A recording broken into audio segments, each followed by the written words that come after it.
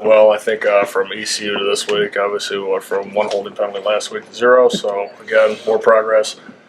Communication's been much better. I think he started kind of coming to his own. Once you get like it's not like a good example. After your first time, you do a little bit better each time. So he's really progressing day by day, game by game. What would have been alarming at this stage if he wasn't doing it? Like, sort of, what's your gauge for? I think he's just a young kid. I mean, we have a few muff snaps here and there, and if you mess up, you mess up. We really expect the younger you are, the more leniency you have. Obviously, you can't encourage it, but you're not going to eat his lunch for it. He made a few mistakes here and there. I made a few mistakes here and there. I mean, we all can get better at certain things, and the younger you are, the more threshold you have for leniency as well as opportunity to grow and mature and develop. There's not a lot of wiggle room for redshirt seniors, redshirt juniors, but being a redshirt sophomore and not really having a lot of snaps under his belt and kind of coming into his own, I think that he's done a really good job, and he's right where he needs to be.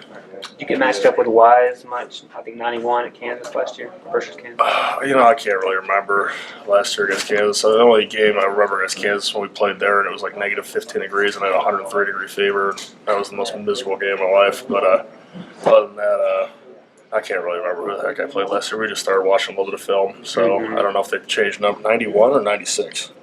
I can't remember. He's the stud inside, and 96. the good DN yeah, too. 96, and I think number 2 is the good DN. Yeah, they're all.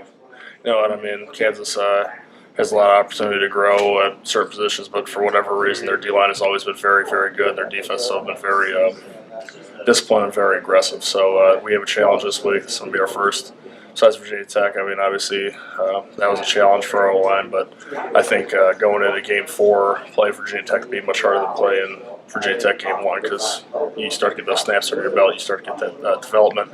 I think Kansas's D-line is going to be really hungry after that loss to Ohio. I think they're going to come out swinging, so we got to really meet the challenge and really take this week very seriously going into the bye. Tell me about that last trip to Lawrence, man. It sounds like a memorable one for you. The last trip to Lawrence was probably, I think it was a noon game. It was in late November, early November, in the middle of Kansas, where I'm from Illinois and I'm used to flat and cold and windy, but that was a whole different type of cold. I mean, the sun was so close it looked like you could touch it, but it was like a negative 10 and negative 15 with a wind chill.